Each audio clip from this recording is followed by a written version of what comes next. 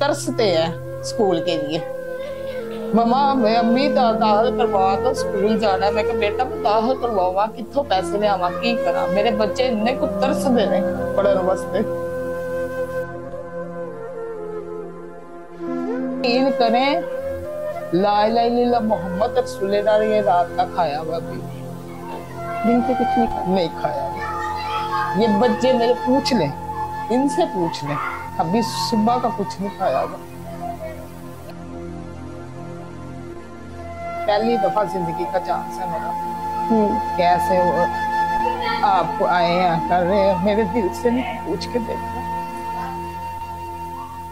मालक मकान कर्जे वाले इतने जलील में कर रहे हैं ना।